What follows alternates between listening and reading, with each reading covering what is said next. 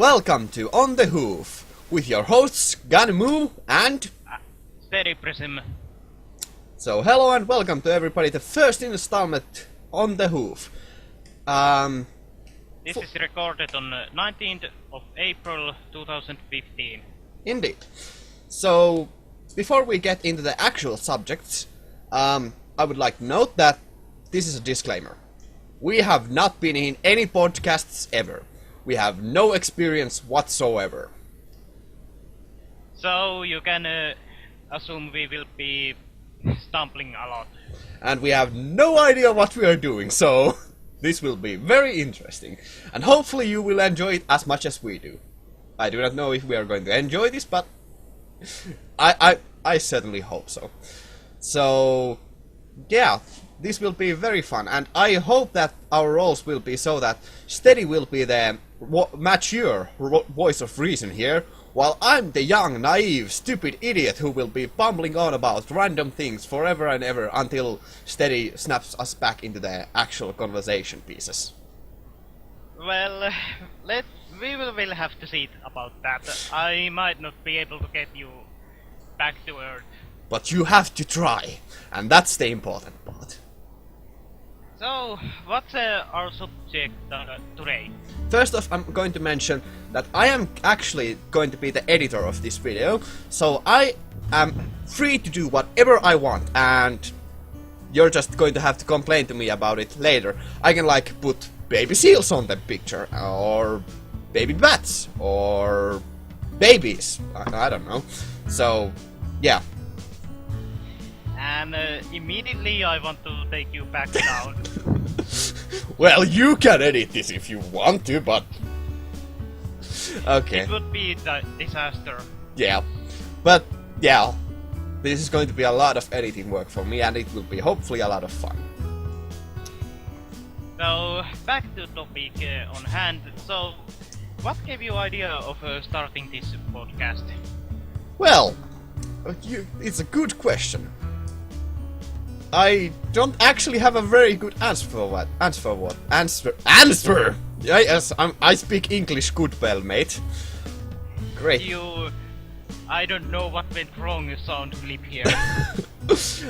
Yeah. So, actually I have the idea from, like, when we were watching the episodes and I was rewatching some episodes, I don't know when. Actually, this idea came to me, like, I had this idea that I wanted to, like, actually just talk about My Little Pony, because, I don't know, it's become a little, kind of big part of my life currently, so I just really wanted to talk about it. And for reason behind that is because I kind of got Gunmoo interested in so originally. Yeah, you indoctrinated me into the herd, so I have you to thank or blame for it, so... Kind of both, I guess. Yeah, I mean, I can blame you for making me spend, like, close to 200 euros on the MLP CCG cards by now, so...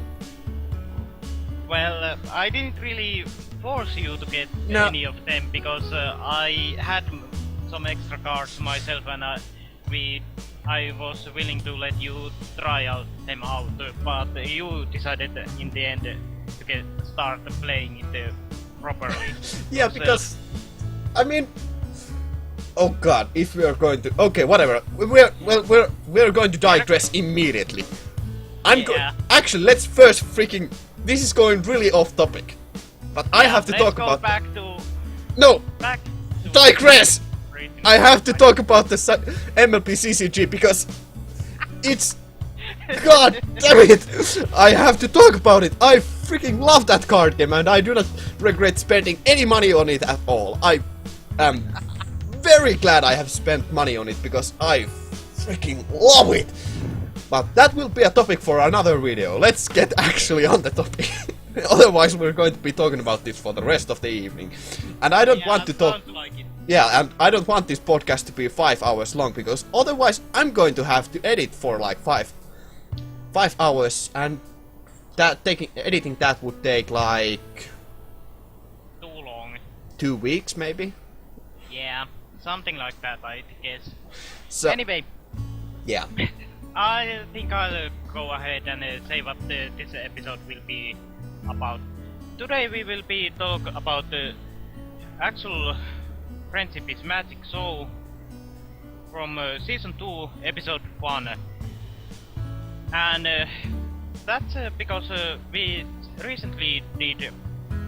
I promised myself I wouldn't say compare this with our earlier commentary thing, but anyway, we watched and recorded that first reaction video of it, even though for me it was not a blind one, but for Kanmu, thanks to his memory, he has almost forgotten completely what the episode was about, so we thought we do video us watching it together. And that's why the video is actually called Semi-Blind. You can now actually watch it on YouTube. I'll put an annotation over here. Editor's note, screw you, Kanmu, for making me edit more stuff. Yeah. Anyway, so today we're going to talk about episode a bit more, and most of the talking points today came from Kanmu. Yeah. I kinda composed the... whatchamacallit? I'll put the word here.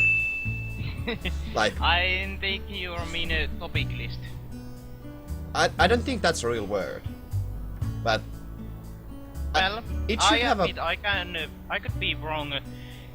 Might be a good idea to mention that neither of us is originally English speaking. Yeah, we are not native English speakers. You might hear that from our stuttering and continued like stammering, and we really... our heavy accents. Yeah, at least we try. So yeah, I think the word has been here up the whole time if I have found it. If not, there's probably a picture of ponies here or something. I don't know.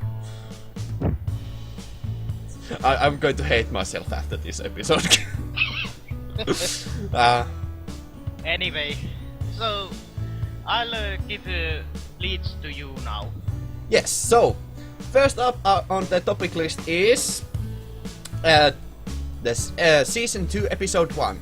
Our opinions about the episode, whether we disliked it or liked it. And before we go into that, I'm going to give a quick little summary of the plot of the first episode. And if you excuse me, I'm going to quickly scroll to the episode to see like what the hell happened. So this will be interesting to go through. So first off, we are introduced to Discord, and in the Philly's history class, I suppose. Or well, actually they went into school trip in Canterlot Gardens, and they didn't really know it was Discord back then, but they were just looking at statues located in there. Yep. And then we are immediately shown to the powers of Discord in effect, such as causing the clouds to become cotton candy and raining chocolate rain, and causing instant genetic modifications on bunnies and apples and such. The main six solve that problem really quickly, and then we get. Well, I wouldn't say that as a quick solving, but anyway, continue. It's few minutes. It's really quickly. Like, it could have been longer.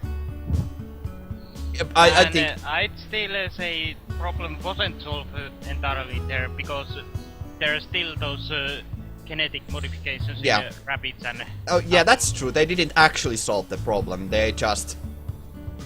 well, they just kinda made up... mitigated. Yeah. I don't know how to pronounce that word. Same problem here. Mitigated. I think it's better that you just edit that word on screen. Yeah. Fuck you. Then we get some exposition from Celestia as to, well, to Discord. More stuff about Discord and how they defeated him last time. More exposition about that, and then how about the next role of the main six is to, well, dispose of Discord again by using the elements of armor. What? I'm just not entirely sure about your choice of words there, but anyway, continue. Yeah, what? Sorry for interruption. That's the point of the podcast. You have to interrupt me. Well, considering that the main six didn't actually defeat the Discord earlier, so your choice of word that... Oh, yeah, I understand what you mean. Using again. I understand what you mean, like, they have to dispose of Discord like they did, like Luna and Celestia did previously. Yeah. Yeah, yeah. I don't actually know why I worded it like that. But as you can see, we are bad at English. It was my best topic in school and I still really suck at it. Well, so we get some threatening from Discord. Well, not threatening, more like teasing from Discord, and well, more teasing from Discord. Some. Okay, I can already imagine this. This will be a magnificent episode. Just shut your mouth. I'd say you take a short cut from here and try again. No! This will be kept entirely, and I will only edit if I need to, like, I don't know, if I make a remix anyway, of my sound or something. Mind if I take over for a moment here? Sure. Basically, after we get the exposition from Celestia, we're supposed to... Celestia is going to hand over elements of harmony to main six, but when she opens the vault where they are stored and takes a chest where they are also stored out, it's empty, and we meet the Discord properly. Well, not entirely properly, but we see him actually talking to us the first time, and see. Why did I say see? See. That's another problem with not being native English speaker. Anyway, he gives main six a riddle of their location and treats the whole thing as a big game, and they end up going to Palace Labyrinth to look for their elements, and I think it's a good time to you to continue now. Indeed. Well, they go into the labyrinth, and before they enter the labyrinth themselves, we actually meet Discord for the first time in person, and he takes away their wings and horns to make it more challenging. You're about to say something? Was thinking about it's quite funny considering that Applejack and Pink Pie are both originally Earth ponies, and well, that taking wings and horns isn't affecting them at all because they didn't have them previously, and for them I don't know what how that would have been terrifying, but that's just order. They weren't actually. They didn't react to it at all. Yeah, that's what I was going to. So maybe they were a bit shocked that their friends suddenly lost their signature abilities, but well, not seeing out their abilities, because what their cutie marks represent. Okay, just shut up. Yeah, but like their racial identifications. Basically, one or two of their appendices. Yeah. You must imagine how horrible that would be for, like, imagine Twilight, whose element and cutie mark is magic. And she suddenly loses her ability to use magic. Yeah, that's a really good point. Like, Anyway, that's really... Imagine how horrible that would be. That would be like... Well, as a pianist, I can actually relate to that. Like, it would be like me losing both of my arms. That would be just plain, not even like my arms, like just losing my fingers. That would be incredibly horrifying. yeah, Same with Rainbow Dash and her wings. definitely on a Rainbow, because have you seen her walk much in this show? Yes. Rainbow Dash, wherever she goes, she almost always flies, even if sometimes slowly, which is rare even that. Yeah, but Seeing her walk and actually losing her wings must have been... Well, we saw her reaction to losing them. yeah, it would be very horrifying, and it's quite the wonder that they recovered so quickly from it. Also, that's like, I'm going to go into the next podcast we do. I'm just going to, like, in the next podcast, I'm actually going to go into more detail about the powers of Discord. Spoiler alert for everyone. So, let's continue the recap. So, Discord challenges them all to go into the labyrinth and sets the rules that they all must stay in and no wings or magic is allowed. And as soon as they enter, they are all encouraged to enter by Rainbow Dash to go into the... and she reinforces their opinion that they can do this together! And immediately as they... Actually, I think it was Twilight who did that. Like that. There's nothing we Nope, it's Rainbow Dash. I'm looking at the episode currently, so... so Yeah. I know. I'm actually staring at the episode currently, so... Yeah.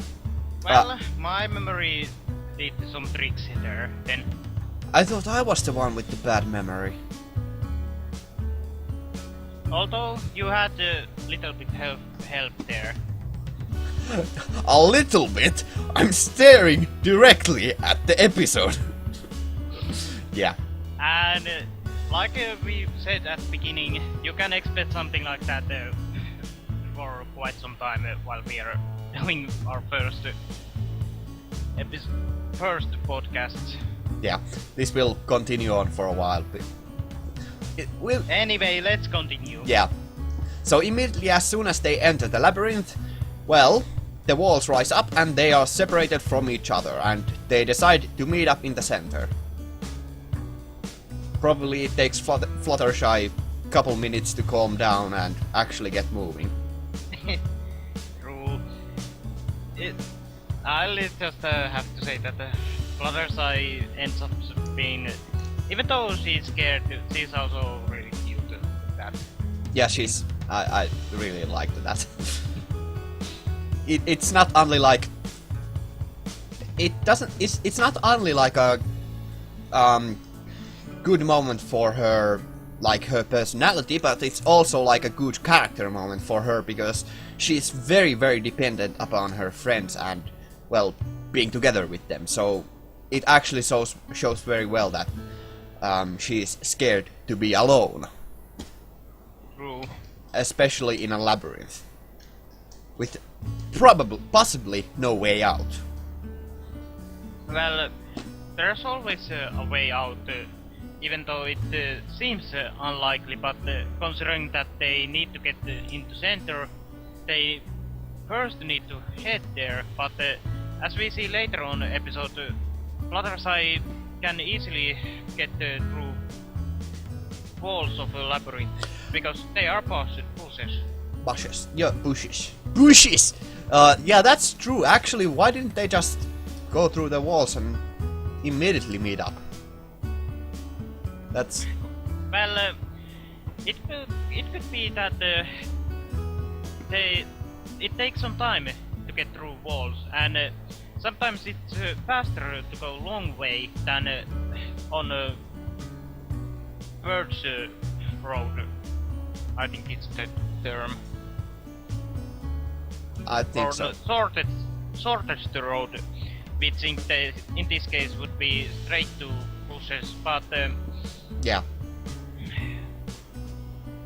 I also, but it just, well, whatever. I mean, it could also be that they want to play along and they don't actually want to. They might be afraid that if they like break the rules and try to go through the walls, that Discord would be unsatisfied with their performance. And well, maybe, but you also need to remember Fluttershy. yeah, See, if I remember correctly, she went through I bushes later on. she didn't go through them. She hid in them. That's the only thing we saw. I can confirm this. Do you want me to show pictures of this? No need to, but Then I'll show you whenever- pictures of Spider-Man. From what I saw, we're cut into scene where she comes out of bush.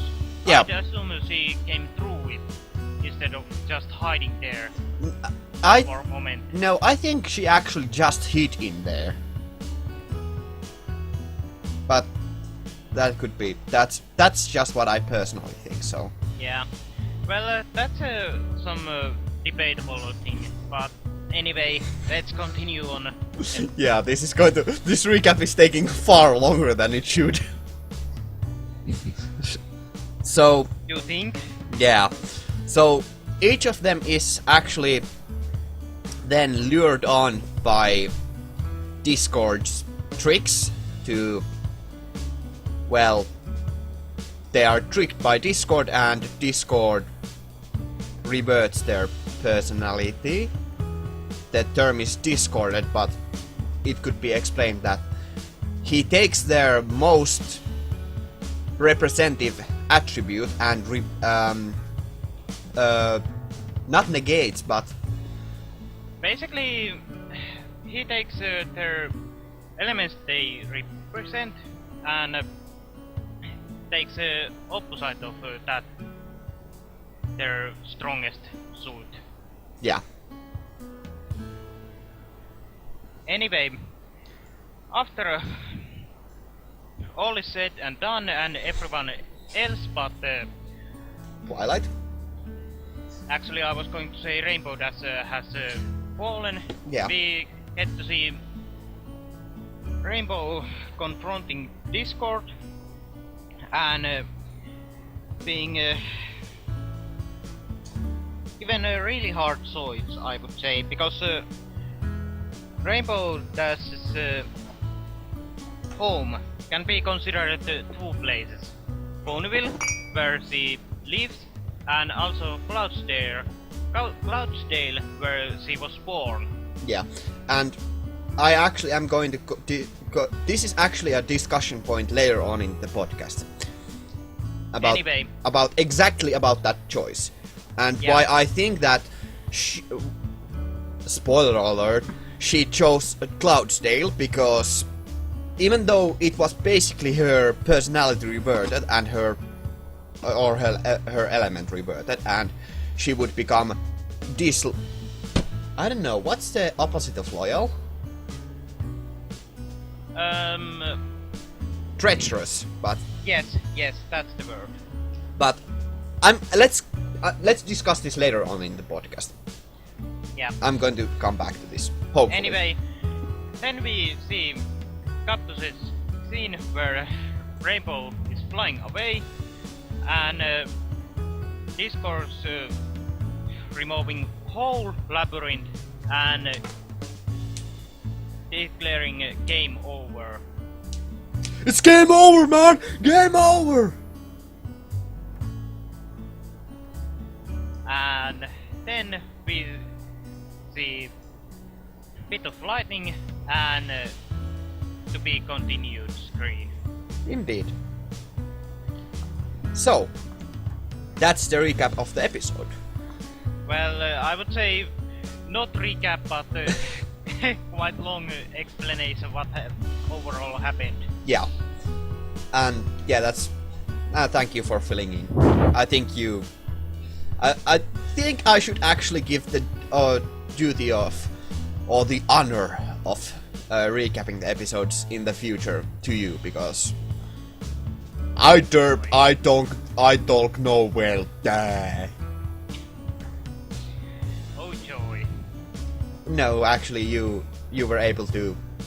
Not only have you seen the episodes more often than me, and you can much more easily explain the plots. Your mind doesn't wander as much as mine does, so... Except because of that, it did for a moment. Yeah. But... Anyway, so... Anyway, out of my dirty mind. Dirt mind? I'm going to give a really good graphic visualization of what you just said here. Please don't. Oh, I'm going to. Look at that! That's not going to look very good, is it? I didn't think so. Yeah, I tell you, don't. I'm not going to cut that out. Well, there's already one place where you're going to cut. I'm something not. out. I am not. Trust me, I am not going to cut anything out. Well, I might not be okay then. I'm actually going to give this podcast the title Uncut and Uncouth. Yeah, that's okay. So, on to our opinions about the episode. So, Well, let's start with your opinion. well, first off, this is the introduction of Discord, and by far, Discord is my favorite character. And Yeah, possible. from what I seen your react, basically seen your, well, not seen but heard you talk about him, I can understand why. Yeah, and this is also, for a first episode of the season, this is a very good episode. It's also very well paced. The background music is wonderful. The animation in some parts is just magnificent. Like, there is this really cool moment when Discord is in the glass and the camera slowly zooms in and rotates a bit so that it gives the illusion of 3D. And doing that hand animation is immensely... It's really hard work, and I can appreciate very well animated things, and that was just beautiful, and that really sticks in my mind as very good animation. And slightly off topic here, but we haven't even got into season 3 or season 4 yet. yeah, and the animation quality just gets better every season, and that's like, when I saw the first season, I was like, holy... I can remember my reactions. I was very impressed with the animations. And yeah, this is going off topic again, but... Well, let's go on anyway. This is somewhat good. Yeah, so my first reactions to the show were that the animation quality is really good. Like, for a children's show, I'd say it's the best animation I've ever seen. And that's even more highly impressive considering this is entirely animated on Flash. Indeed, which is for all of you newbies out there who don't know anything about animation, it's, well, the most basic of animation programs. But the wonders that they have done with Flash is, oh my god, I am very amazed at how much they can how much things they can do with Flash, and I have never seen anyone like let's be real here for a second. I've lived in the internet for a long time right about now, and I've seen a lot of stuff. Some good, some bad, but I have watched a lot of animation because of reasons. I like animation. Don't judge me. And Hey, no one is judging you. everybody's judging me! So, yeah, I hope that didn't give a lot of sound spike, but I have seen a lot of animation. I have seen a lot of Flash animations, but this is by far the best animation I have ever seen.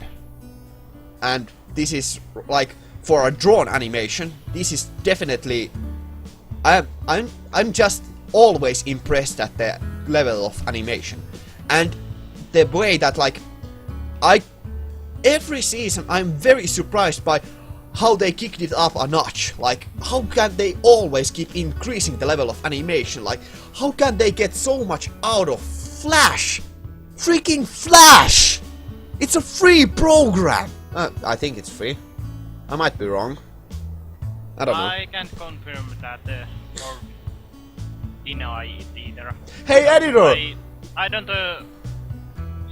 have Flash myself and don't really know anything about animating. I know a bit or two, so... Hey, editor, show here the answer. Is Flash free? Thank you. So... yeah, just the animation is very, very good. So, and like, for a children's show, I'm just amazed that they can keep up the level of animation and increase it continuously. And you have seen season 5 few episodes of it right now, haven't you? Yes, for listeners, I have been watching and doing my own reactions on season 5, but Ganmu has been trying to stay completely blind on season 5 until we catch up the actual show till 10, so he doesn't know anything about season 5 yet. I know what the... I think... Well, you don't really know about anything about animation quality and overall what the episodes will be. I have no like, idea about anything. So, would you say that the animation quality has increased even in season 5? Well, I'll just have to say that wait till you see it yourself. Okay, that... You really set the bar really high now, so... If I'm disappointed, it's because of you. Just keep that in mind.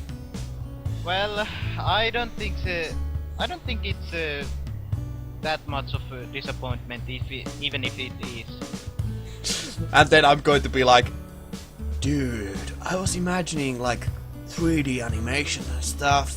It's still Flash. Oh, right. So, yeah, but wow, this is really going off topic. Well, this one was a quite nice talking point, so yeah, I'd say it's okay. Indeed. Anyway, back to episode itself. So yeah, and one of the main reasons I actually like Discord is because I must admit I am very juvenile. I like random stuff. If I have to pick a main character out of the main 6, mine would be Pinkie Pie. Because I like random. I know that there are a few reasons why that is stupid and childish, and why it could be considered that I am a small little child. But if you look at my face, you can see that I'm worn down by years and I have seen a lot of shit. So yeah, I like. After scaring everyone of our podcast, let's continue. So yeah, I like random stuff, and Discord is very random, and that's why I like this episode. It was well paced, well animated, sound design is excellent as always, And I must say, the John Delancey, the voice actor of...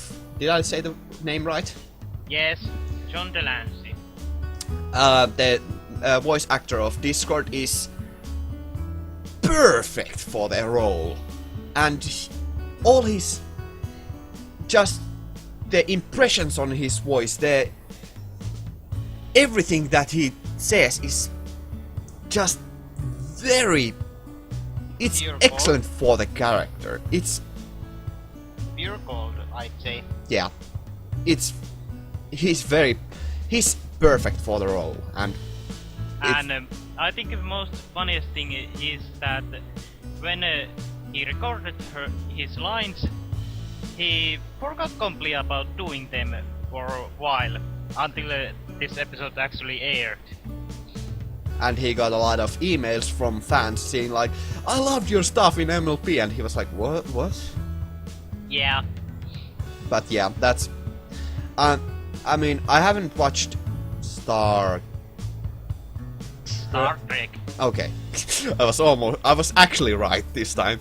So, I haven't watched the Star Trek all that much, like...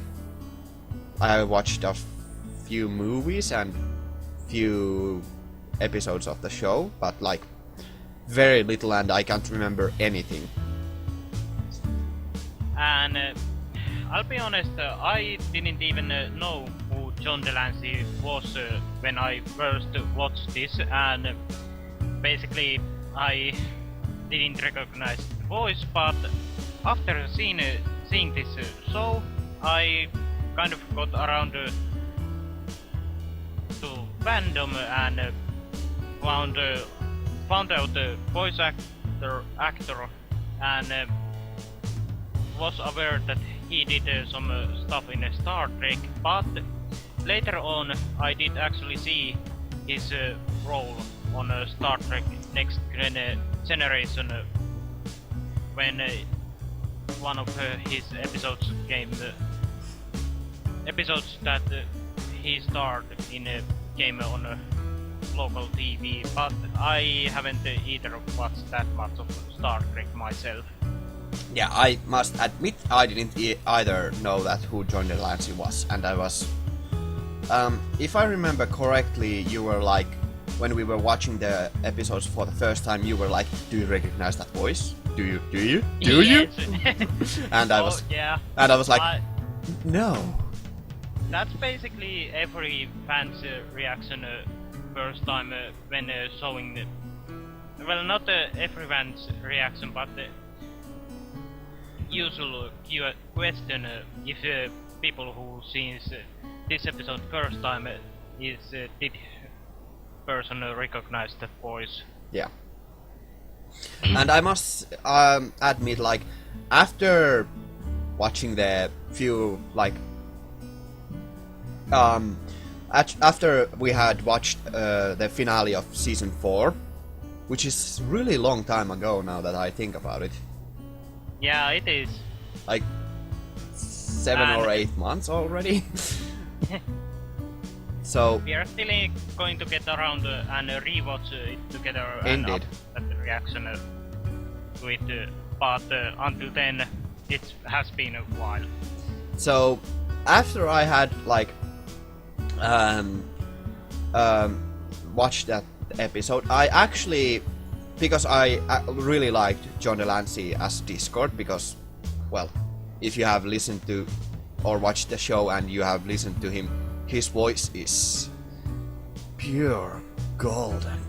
It's just bliss in my ears, and it's very good to listen to. And I have actually listened to, there was some YouTube clips of John Delancey just basically they were just taking John Delancey's lines out of the shows where he was in, and they were just cut them into a compilation, and he's a very talented actor, and you can appreciate that in a man. I am very much a fan of acting, and I appreciate very good voice actors. So completely agree.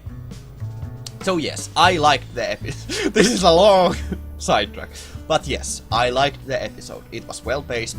Okay, I'm going through the same things again, but I liked it. It was very good. In short, episode was really great, and even though we agreed that we don't really do this, but I'm going to summarize my opinion of first episode. It was on a scale of 1 to 5, about 4. Only 4 because I think next part is much better than this one. Okay, Okay, screw it. Let's go with the rating system. I'm going to... Let's go with the rating, because that's going to be very interesting to go through, and... Okay, going to... This will be in the post-edit, but I'm going to go through I'm going to make my own rating system, which will be comprised of these things here right now that you will see. So... This is a long... Probably longer than what I'm showing, but a long list of things that I will be evaluating in the rating progress and how I will evaluate the episodes. And after going through the episode and taking my personal enjoyment into account and that, here's the score I give it to the episode. Really, dude? Okay. Really? You sure about that? Okay. I guess that's my choice. Get that out of here! Okay. And yeah, so that's going to be a lot of work for me in the next week. Sorry about that. I don't mind, it actually is... I mean, it gives me something to do. Anyway, let's get back on the topic. Or rather move on to next topic. Indeed. Thank you for correcting me. So, our next topic is introduction of Discord. Discord as a character and Discord as a villain. So first off, introduction of Discord. So, well, first thing we see about Discord is the statue itself. And I think that's a very good build-up to the... It immediately gets to the point of showing the main villain of the episode. And it's very... Still being mysterious about actual villain. Yeah. And it's a very good way to actually show us who he will be, but not show what he will be. And it's a very good show of him. And then we actually see the first effects that he has. We are very confused about... I'd say it's a good example of showing, not telling. Indeed. And then we are immediately shown like the effects that Discord has on the planet. And we are... planet? Yeah, that's a good way to call it. We are shown what Discord actually can do. And we are confused about why is this happening. We are not even sure it's happening because of Discord. We are not even sure what the episode is about. So that's another very good thing. And True. So I didn't think about it like that, but I have to say that I agree with your analysis so far. Then after we get to the actual explanation of Celestia giving us the backstory of Discord, we get a really good show of, well, first off that the elements of harmony have been in use previously and they are actually an integral part of the history of Equestria.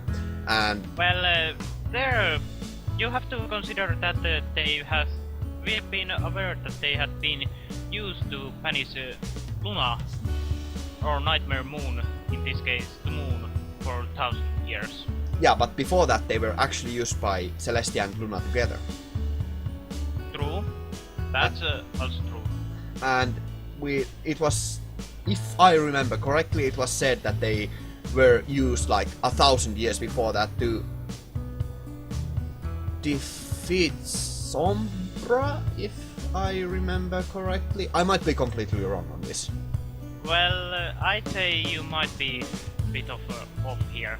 Yeah, but anyway. But I can't remember that episode either, because the Sombra wasn't really that rememberable villain. But even though his person has some nice, interesting things, but anyway, we're Yeah, straying off topic this is far again. too off topic. We are not going to talk about another villain when we are talking Or about another episode. Yeah, when we are talking about Discord. Let's keep it to Discord. So Yeah. the introduction of Surprisingly, I was the fault in here. yeah, that's new.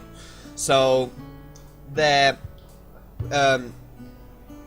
Celestia giving the exposition about Discord is also a very good way of okay, that's telling, not showing, but like that's a good way to show that the show actually has continuity in that they show that the feats of the main six vanishing, or not vanishing but like overcoming a night.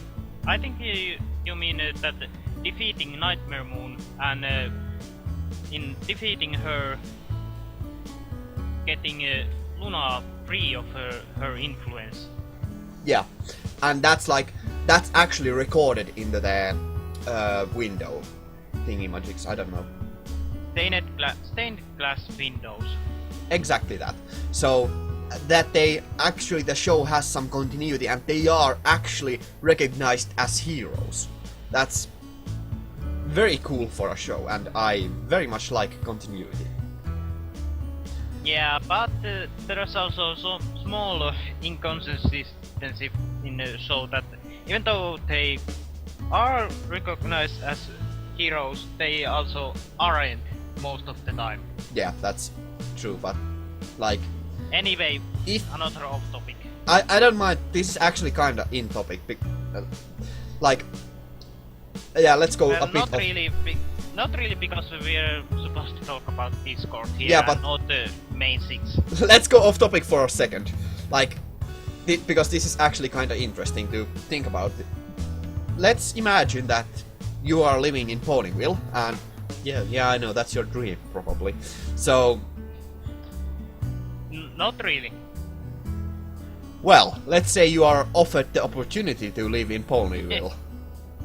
Well, anyway, let's continue Okay. with your original assumption. So, let's imagine that you are living in Ponyville, and you are Yeah. you meet the main six, like, probably on a daily schedule, like, you can see them every day. It's like seeing your hero every day. It gets normal after a while. True, but you also have to consider that they have been into other locations in Equestria too, but they still get the same treatment, even though they are recognized as heroes in Canterlot. Yeah, that's true. In Ponyville, it makes sense. In other places, not so much. Well, then shall we continue with Discord? Yes. So, the introduction of Discord. Well, first of the introduction of Discord, as we see him in the stained glass windows, as he is toying around with the main six and Celestia, and actually taunting them, and we see him giving the riddle. That's actually another good way that they don't show the villain immediately. They give like the vague hints about, well, not vague, pretty obvious hints that who he was, and we see that what he looks like, or at least a reflection of like what he looks like. Pretty close resemblance. And also it's a nice extra throw of that they edited some echo in his voice in that scene. Indeed. Because that echo caused for many, at least for my knowledge, to not know who voice actor was until later on. Yeah, and that's a good way to actually show. Well, let's go this into the end of the introduction. So they are shown actually first. They are first conversing with the villain, and then when they finally meet him in person, we actually see that he is very different from a normal villain, and we get actually the full picture of him, like his playful nature and all that. And then, in the last parts of the episode, we see him actually what he is like in action.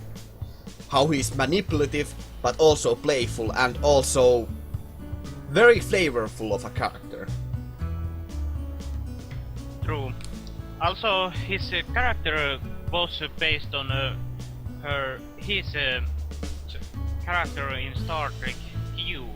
Yeah. Another omnipotent being.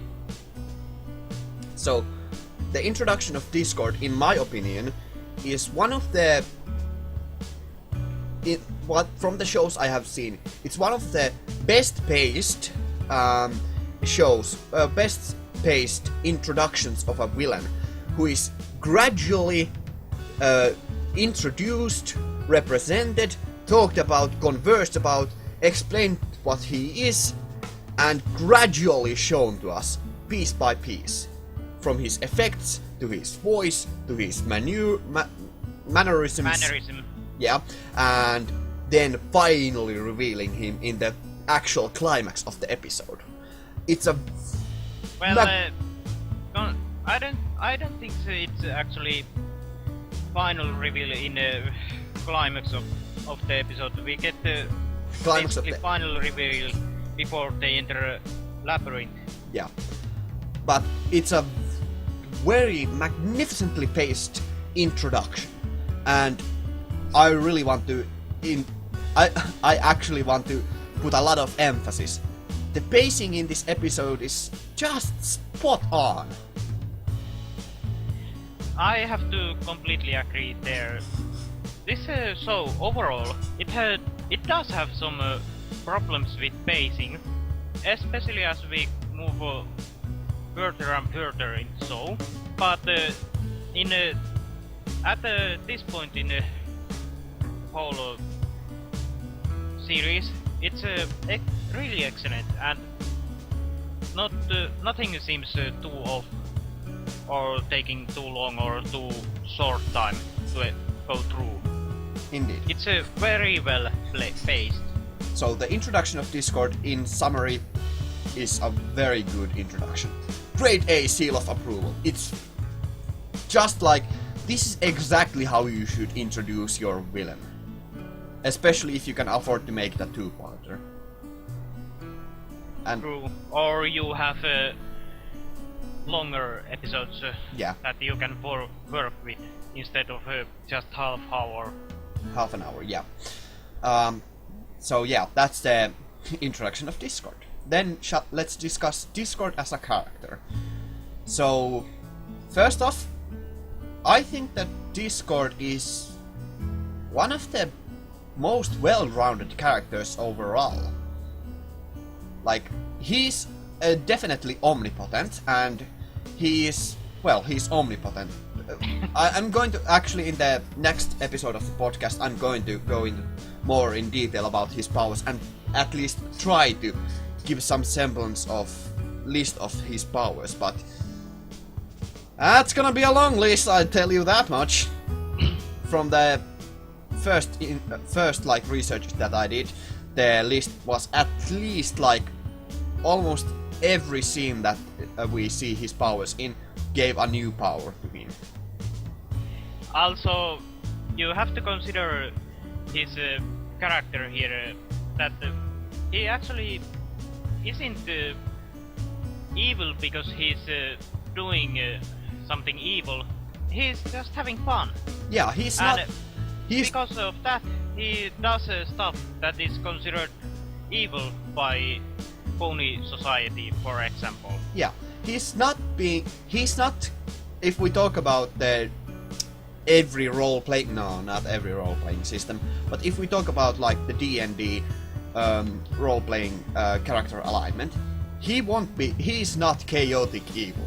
He's not doing it because he's, well, Malik. What the heck? Because he is not doing it because he wants to. He's not doing things out of malice. He's doing them because that's what he wants to do. He's chaotic neutral.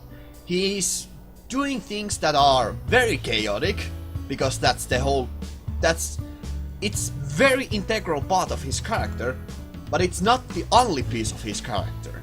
He has many character flaws. For one, he's very playful and very naive, and he's very, well, he has many characters. He's self-centered. Yeah, for eccentric. Not eccentric, well, self-centered. Yeah, and yeah, that's definitely a better choice of a word. And he is, I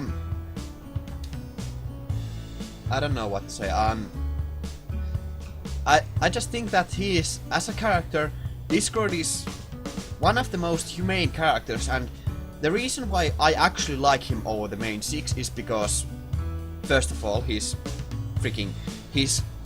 basically almost as random, if not more random, than Pinkie Pie, which is very hard to imagine and very disputable because of Pinkie. Have you seen the shit she does? That's like, it's hard to say so, but I think that he's random, but that's not his main character trait. He is chaotic, but that's not his main character trait.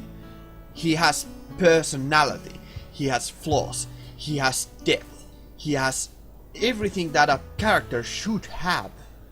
And that makes him, if not relatable, understandable. Yeah, that's a good choice of words there.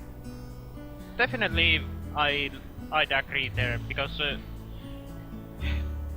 I definitely can't really say I relate to Discord myself, but I can understand his character a bit more, because after all, even though he is omnipotent character and he does some crazy stuff. Well, lots of crazy stuff. I mean, most of the things he does is crazy. Yeah. Well, anyway, he's not just a random throwaway character. But at least he's not giving that vibe. But Yeah. It's more of a. She seems. Why did I go there again? Hey, give us I a mean- picture of female Discord. You mean Eris? Oh my That's god. It's actually I her name. yeah, I got distracted by the picture. So yeah, that's. Anyway, he's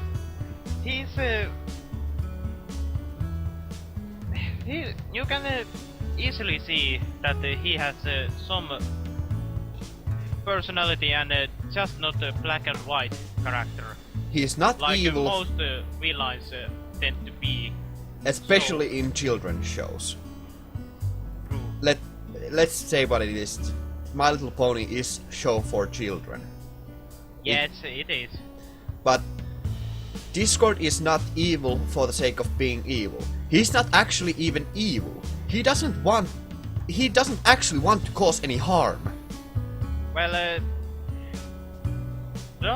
doesn't want to, cause I agree there, but he also, I'd say he doesn't want to necessarily kill anyone by his own actions, but his actions might cause some unintended harm. Yeah. And he, like I said earlier, he is self-centered. He doesn't care about others' opinions other than himself, and for him, most important thing is to have fun. Indeed. It's like well, I can actually say why he is relatable. In my opinion, he is relatable because let's imagine you're omnipotent and you don't want to cause anyone harm, because we can see that he could cause serious harm. I think he could. This is going for the next the discussion about his power, but powers. he can, because of his genetic manipulation powers, he can easily just like probably remove limbs out of ponies and cause them a lot of agony. Like, he could do unimaginably horrible things. But why would he?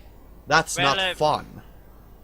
Also, we seen him take those limbs away, wings and horns, yet they also weren't painfully Indeed. taken off. He could They cause. I'd agree that I'd argue that he could cause them harm, but he doesn't want to because that's not fun. I agree completely.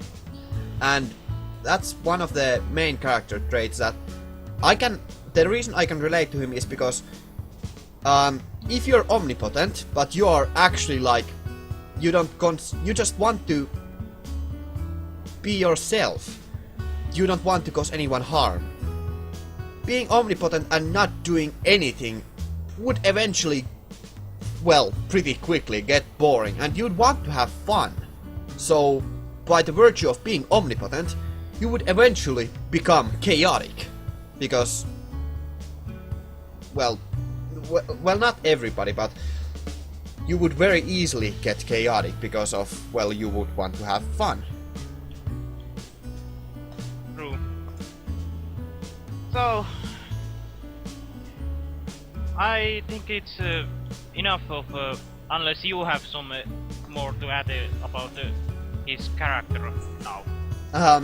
Just a summary. So, I would summarize Discord's character as a very magnificently flawed but understandable, relatable character that has very clear personality traits, but also a lot of depth and complexity in his character.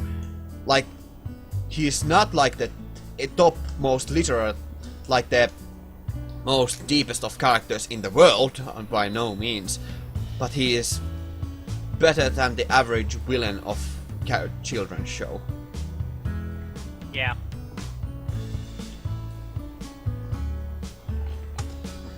And then let's go into the Discord as a villain. This will be rather redundant, but Well, I think we already talked about him as a villain in that. yeah, I just want to give a quick summary about this. Like, as Okay, a go ahead. villain, I think Discord is very effective and he's very threatening because even though he doesn't necessarily, or most certainly doesn't want to cause harm, his actions would inevitably cause harm to the world because of, well, the virtue of being chaotic and causing chaos around the world. That would eventually cause people to, well, hurt themselves, or that would have some serious implications that something horrible would happen, and, well, he would throw the world into chaos, and that would be very unbearable for a lot of people, and a lot of bad things would happen.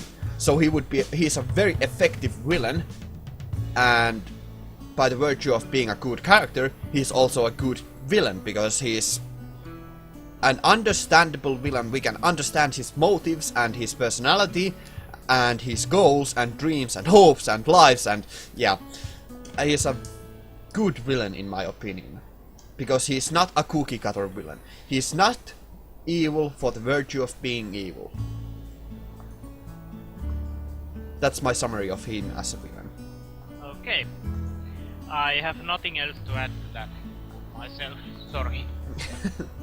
No, that's just like the quick summary of him as a villain. Mm. So, then we have the last conversation topics. And these will be taking up even more time. So, buckle up everyone! So let's talk about personality! Because this is definitely not going to be a landmine of conversation topics. Yeah. This is... We're going to... we're going to... Anyway, let's continue. We're going to talk a lot about this in circles, because we are going to talk a lot in circles about this one, because it's a very broad subject, and I don't think I have really, I haven't really cornered off the topics very well, so... Well, I'd say we continue with that picture you sent me earlier. So yeah, I'm going to now put up a picture of that I found earlier, which shows the relations of the main six's character traits, and like we can see in this picture like the relationship of like Rarity and Pinkie Pie, that they represent the order versus chaos, with Pinkie being more chaotic and Rarity being order. And Yes. this very well represents that this actually very well gives us the picture of the main six, how well they complement They complement each other's traits. Yeah. But I would say also same thing with Twilight and Pinkie Pie, that same thing could apply between them too. Yeah. Indeed, but they are like this gives a very good picture of like how well they complement each other, and these actually create a very big chart of personality traits that could be very easily made into a characterization chart where people would be put into what am I talking about? Would I be have no idea. where people would be very easily categorized by like saying like giving what every one of these like comparisons like 1 to 5 ratio, and giving those each one a subtype, and then complementing each of those subtypes with another subtype of each one of these with these comparisons. And there's like 1, 2, 3, 4, 5, 6, 7, 8, 9. Okay, I'm really confused. You're not the only one, to be honest. But I also have small problems with this picture you found. As most clear one is one between Pinkie Pie and Rainbow Dash. Sensitive versus blunt. Yeah, I have to agree, that's a bit of a stretch. Yeah, considering that I can completely see Rainbow Dash being blunt, but versus Pinkie Pie being sensitive, especially later on in the show, Pinkie Pie is not sensitive one. Yeah. Even though we're seeing her in season 1 being sensitive enough to not prank Fluttershy, but that's almost only time I've seen Pinkie Pie being really sensitive of others' personal space. Or Yeah. Because later on we see her completely invade everyone's personal space, or saying something really blunt or not appropriate to situation. Yes, in some cases I'd say that she is more blunt than Rainbow Dash. Well, I'd say they are more even in that. At the very least, in my opinion. So Yeah. that's like not only a stretch, but like, but I mean, it makes sense for the chart that they had to put some comparison there, but I don't know, there could have been something else that would have been put there. But I just can't think of anything like that. Energetic. Energetic? Yes, that's the right word. But Rainbow Dash is Considering- also energetic. Yes, but she is also seen taking naps very often, while Pinkie Pie is almost always sugar high, Indeed. basically. Always going, always active, always doing something. We've only seen once or twice when she is tired, Indeed. And while we've seen and heard Rainbow Dash taking naps often during show. Yeah, but I don't still think that's a very good comparison. We could, because first of all, the comparison between Rainbow Dash and Applejack is lazy versus dynamic. That could be also maybe worded a bit better, but overall, I'd say that this picture gives a very good picture. I think you're saying that this picture gives nice comparison of strongest complementary traits. Indeed. It can think of, even though some of them might need some more thinking. For example, one we already discussed. Indeed, but it's a very good thing. But then let's get actually on today's actual topics that I had thought about. So, Go ahead. the first topic that I was actually thinking about when I was actually thinking about the topics we would talk about was that the show when the characters got discorded. That's now a Yes. term. That's what everyone is calling what Discord did to Main 6. Yeah, we got like we got shown like the axis of their main character trait got flipped upside down, and that actually gives us a little picture of like, technically you could take a stretch that in this world you can kinda measure the personalities of ponies, in like with the 6 diametrical? That's not a word. At least like 5-dimensional scale. Like, god damn it, I can't remember these all, but Applejack's personality trait being from honest to dishonest.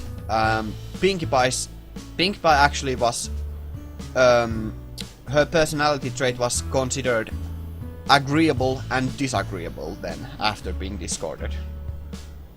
So if I'm not entirely sure about that, but do go on.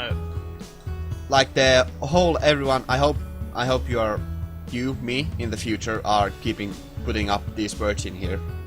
So then like Fluttershy was first, she was kind, kind, and then after being discarded, rude and Cruel. Yeah, that's, I can't remember which one was mentioned as, but whatever. Put mean in there. Now put there up a bad boy, and then put up a picture of horse. Okay, this went random. You know me. So and Rarity was generous generous to but, shellfish. After being discarded, she became greedy and Or selfish. shellfish. I think a shellfish is more better. I'd say they both work. They both work, but I'd say They complement each other. yeah. But They. if we have to pick one, I'd say shellfish is the better one to describe her. And that's what I'm Okay. going to use. And now we get into Rainbow Dash. And this is where I get a problem. And this is like, what it would be she was loyal, and then after being discarded she became treacherous. And this is where I get a problem. That problem is Yeah, so she was represented the choice between her friends and Cloudsdale. And even though her personality trait so far has been that she is loyal to her friends, directly to her friends. In the first episode, it was said that she is loyal to her friends. So that could be taken as the main personality trait, that she thinks of her loyalty as their loyalty to the few. If you catch my drift. You probably don't. Well, in some way I do. But do go on. After she got flipped, I wouldn't say that she became treacherous, because she's still loyal, but she's loyal to her hometown. So she, from becoming too loyal to the few, she became loyal to the many. So instead of being loyal to treacherous, I'd say it's loyal to close circle, to loyal to, how to say this, loyal to hive. I don't know. That sounded so bad. Yeah, I don't know. Well, basically, there's what I was saying or talking about when we recapped the episode, that in some way, Rainbow Dash, even though she was given a choice, she didn't have to choose between betraying her friends and or staying loyal. She was given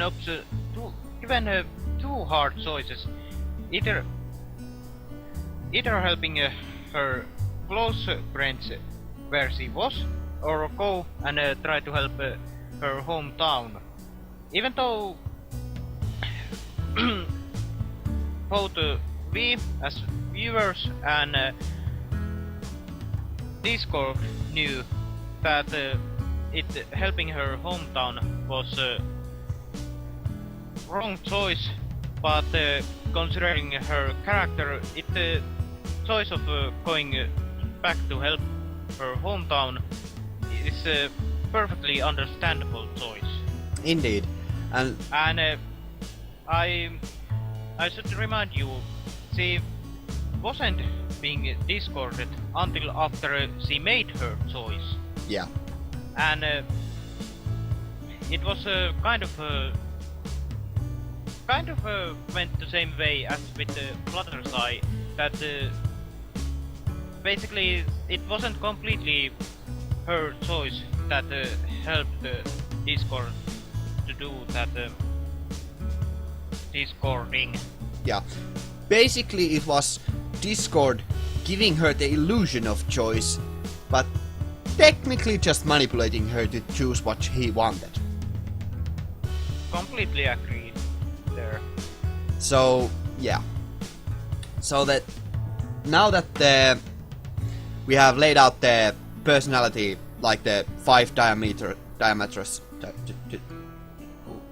What the heck is the wrong word that I'm looking for? I have no idea, so you better edit it in later on. This after the 5 of these. This is going so well. Indeed, this is going to be a lot of fun to edit. So, parameters. I have written it down. Oh god damn it! So after 5 parameters of the show have been established, could we say that people can be judged and placed only on these 5 parameters? I'd say that not really. Yes, go ahead. No, you go first. You were talking. I already forgot what I was going to say. Magnificent. So, I'd say no. These are completely and utterly insignificant and are not, well, not insignificant, but they are not adequate enough and not detailed enough, nor are they actually all that helpful for determining. Because thinking about character traits, you don't make them like, are you evil or are you evil or are you good? Because, duh, because nobody thinks they are evil. Like the actual parameters. Okay, I'm going to have to talk about D&D moral alignment again. So, in D&D, the moral alignment of good versus evil is like, you can consider it good versus evil, like in a fairy tale. But how it's actually represented is self-centered versus good-natured. Do you think about yourself or do you think about the others? And that is a balanced way of thinking about character traits. Not good versus evil, but self-centered versus, well, yourself versus the others. And that's how you should consider. And that's why also the character traits shown in the big picture are a lot better to establish character traits, because they are not basically either. Any of those ends are not bad per se. Well, maybe lazy versus dynamic. Nobody wants to consider themselves lazy, but you know. Like, yeah. If you have to grade your personality, you don't want to choose the bad end of the spectrum. You want both of the ends of the spectrum to be equally viable, but be like they give more options and different options. God, I'm bad at saying that talking. Like, I don't think that those parameters that were shown in that, or that we could establish from the episode, are good, because they don't give us balanced character options. Somewhat I have to agree, but also some part of me doesn't really feel that they are completely out of it. Not out of it, but that's the word. They are not completely. They should not be immediately dismissed. Yeah, because it's basically that what was shown in this episode. Those traits are most clear to person's personality trait for them. But we also have to consider that they're not completely tied by that personality trait, but even though it's the most obvious one. Indeed. And like the one of the very good parts of the episode actually is that even though their main character trait or their personality trait is reversed completely, well, not completely, because of that would be a flawed way of thinking, but it's discorded. It doesn't change their personality completely.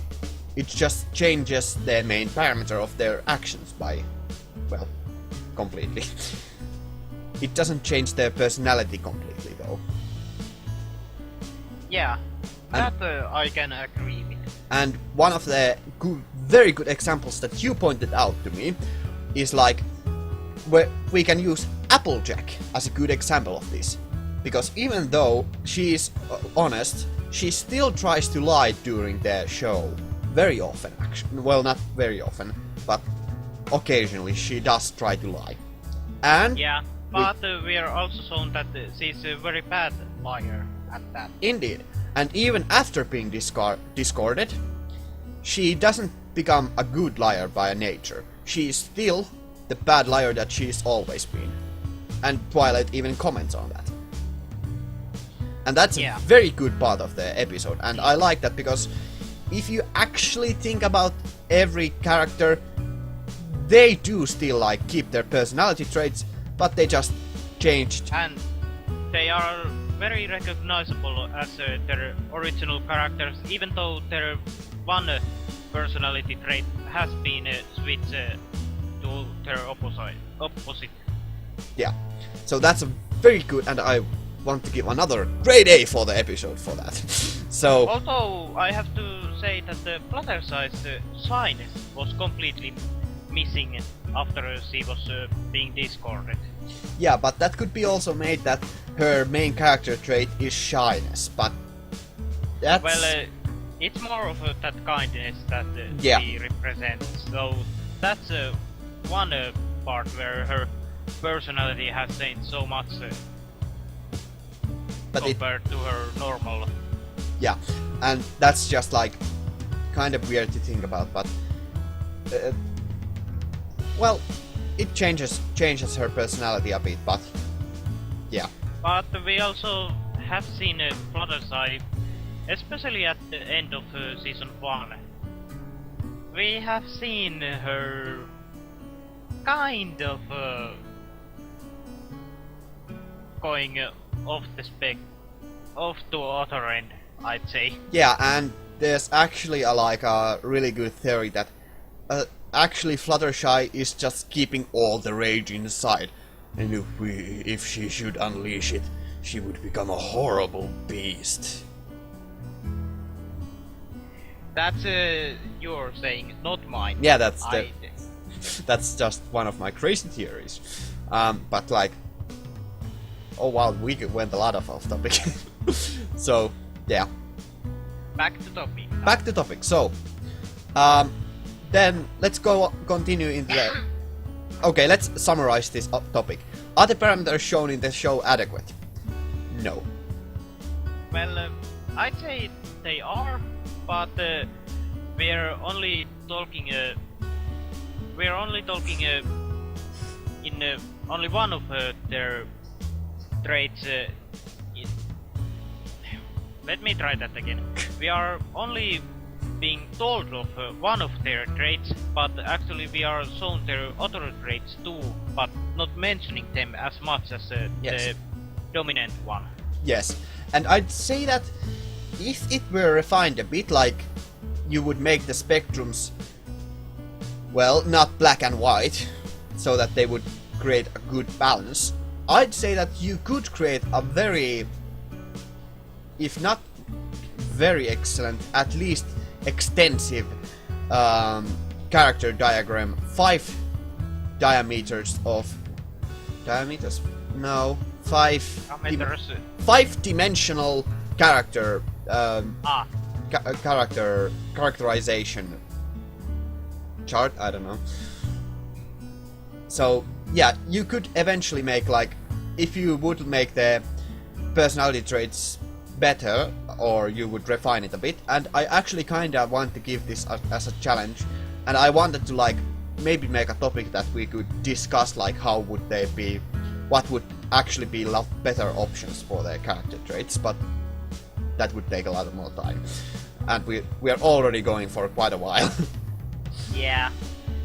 So I mean like, you could say that, like, Applejack, I don't know, actually I don't have a good idea for Applejack. Like, Well, who do you have an idea? Fluttershy. Like, from being shy to being straightforward. That would be, or what the frick? Strict speaking, like directly speaking. From shy to being direct. That's what I was thinking about. That would be a lot better diagram. Parameter or whatever. Well, that's also true, but you have to consider premise of the story here. Yeah. Because this show kind of tries to represent elements of friendship, which according to this show are kindness, generosity, laughter, loyalty, and honesty. And of course magic, which is, as a title of show is, friendship is magic. And by that equation we get that magic is friendship. And because of that, the last element of friendship is friendship. Stop here. Okay, that's... Stop here. We are going off topic again. Yeah. And we have to consider that Discord doesn't want to get imprisoned again. And Indeed. that's why he is messing with their elements that enable them to imprison Discord again. Indeed.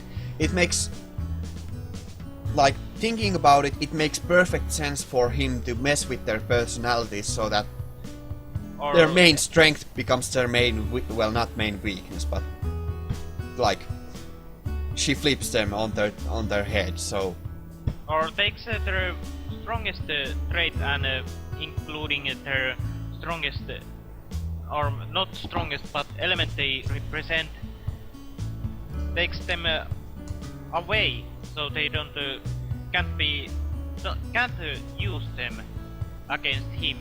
indeed. So, yeah, in regards to the show, it makes perfect sense. And yeah. Then, let's move on to the next conversation. That was a long summary. So, let's move on to the next conversation topic. You still have more. I have a lot. It's going to take long. Yep, this is going far longer than I thought it would. That's Anyway, next part. next conversation topic is. This is actually not going to take that long, but is it possible to quantify personality traits?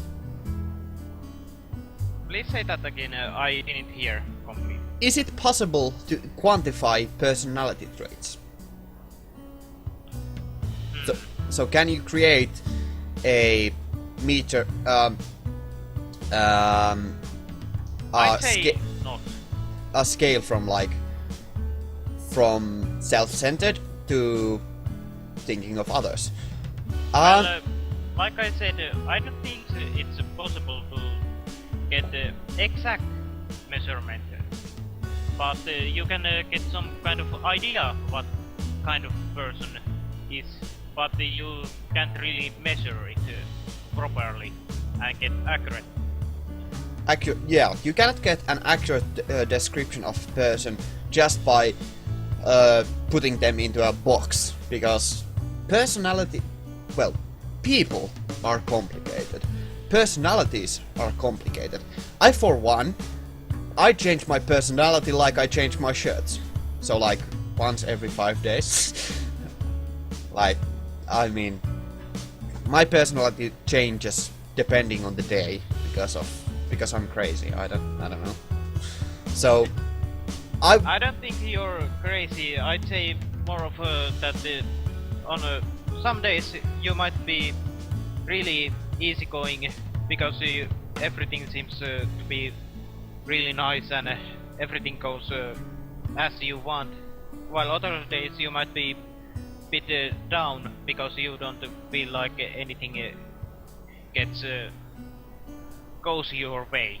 yeah, like, I want to say it's possible to quantify personality traits, and I really like that we could do that, but that's a dream, because people are not consistent.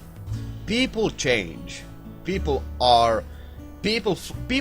actions and personality fluctuate from day to day, and you cannot get a complete grasp of a person just by measuring that. Let's see how kind you are or how generous you are, because that would be, even though that would be very handy, and by doing that, can you imagine like a perfect measuring system where it would be definitely like at least 100 questions, but by filling out those 100 questions we could get a perfect picture of the person and see what job would be perfect for him and what he would be best. That would be very handy for future. Well, I kind of have to disagree. Sure, it could be handy at that moment, but considering that we every day we meet other persons and they affect ourselves and our views. Our views might change because of one person, or they might change because of 10 persons. You don't know what kind of person you are in future. Indeed, you cannot be certain you cannot actually be certain that you wake up as the same person you were the last night you went to sleep. People change constantly, and you cannot get a good grasp of a people. Even though people's main character traits stay the same way, the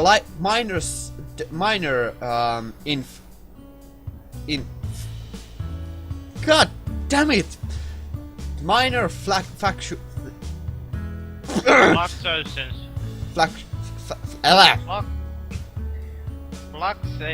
Fluctuations, yeah. No, that's not a word. What the fuck?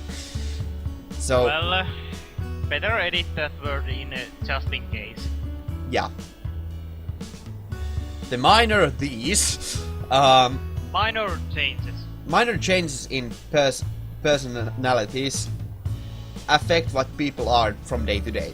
And because humans are social creatures, we affect each other constantly. Like, I am very different now than I was, well, 2 days ago.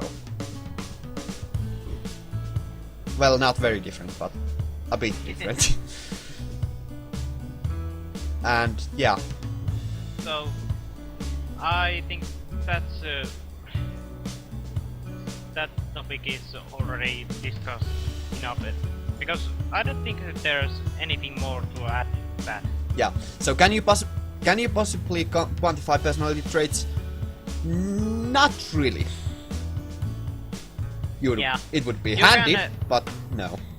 Yeah, you can get some kind of idea, but it's not entirely constant, and it's not accurate.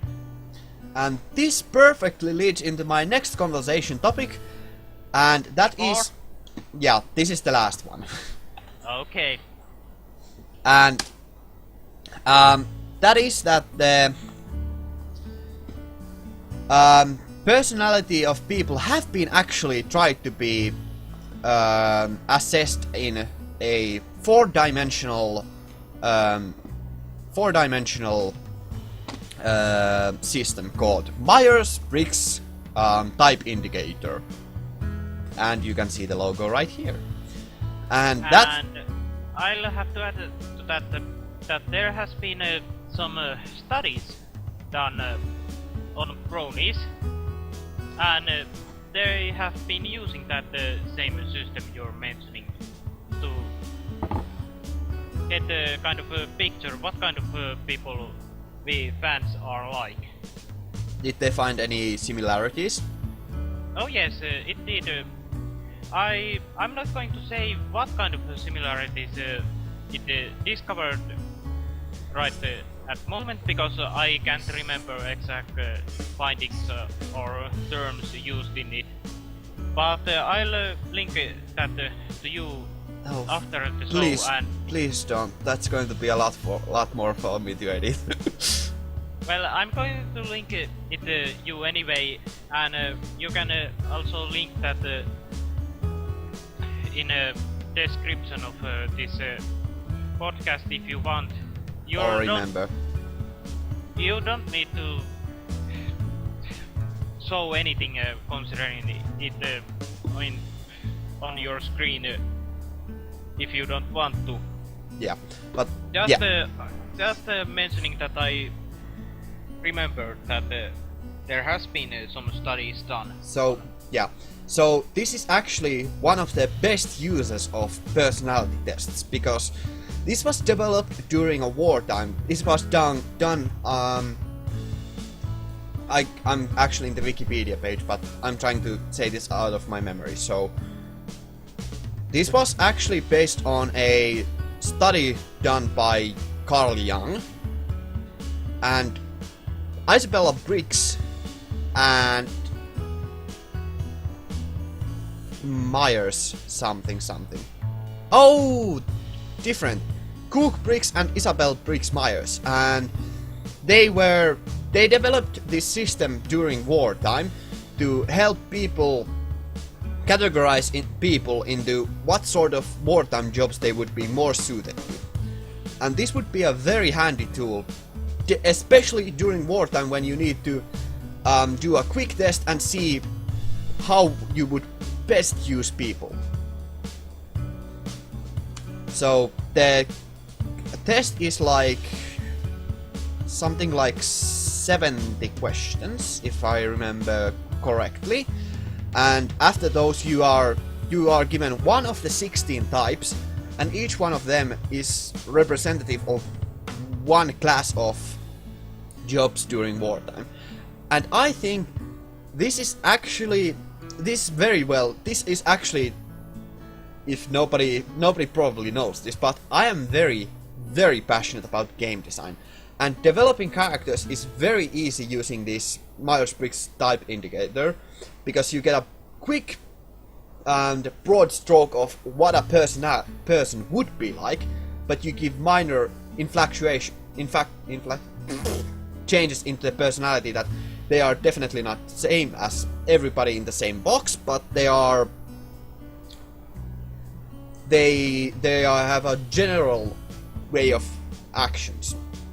So I don't even know why I want to bring this topic up, but I really think that the Myers-Briggs type indicator is a very good personality trait tester thingy-magic. And even though personalities can't be really put into box, I think actually, especially the way this was used during wartime, is very handy and very good, and it's very useful. I see. So do you have any opinions about that? Well, not really, because I can see how it can be useful sometimes, but I don't really have a strong opinion for it, so I don't really know what to say for that. So yeah, I'm trying to ramble on for a bit about this, but basically what I'm saying is, like, it's useful, especially if you are making characters for like shows, games, role-playing games, or just basic stories, or anything basically. If you are making characters, it's very useful to use some sort of characterization system that gives a broad stroke of the character, but then you give the character a bit more personality. Yeah, I think that sentence makes sense. Yeah, at least for me. So, yeah, but yeah, that's why I think like personality indicators are useful in a way, even though people can't be really put into a box. So, yeah, I guess we could ramble on a bit about something. Well, I think we have already talked about quite a lot of subjects today, and I think it's good time to call it an podcast here, end it here. Yeah, this will be a lot of fun to edit. I guess we went over an hour. I don't know. But hopefully you liked what you heard today, even though sometimes we went a bit of on a crazy theory level here, but oh, these aren't just even the craziest theories I would have. Yeah, I can imagine that. Yeah, for all of you viewers, we are actually going to give a little segment here called Gunmu's Crazy Theories. At least Gunmu is thinking of doing something like that. Let's see how it turns out. And I really want to do that, but for this episode, unfortunately, I didn't have any crazy theories. But I am going to have a crazy theory for the next episode, though. And that'll be interesting. And also, I think another reason why we don't have one crazy theory for this episode is we went bit too long on this one. Yeah, that's true. But we have to work on that on next episode. I'm actually kind of fine with this being so long. So, with that out of the way, and with all of the subjects talked about, I thank you all for watching. Thanks for listening, and hopefully you enjoyed what you heard. I'd say see you next time. Indeed, give us your positive and negative comments down below, any suggestions for the future or what we should talk about, or if you want us to talk about some different subjects, bring them up in the comments. That would be... Well, I can't make any promises that we'll talk about those, because this did go on for quite a bit, but it will be interesting to if we get any good ideas to talk about, and those we might actually take very many suggestions from the comments. So, thank you all for watching. Have a great day. Yanmu out. Thanks for listening us, and hopefully you enjoyed it. Bye. Bye.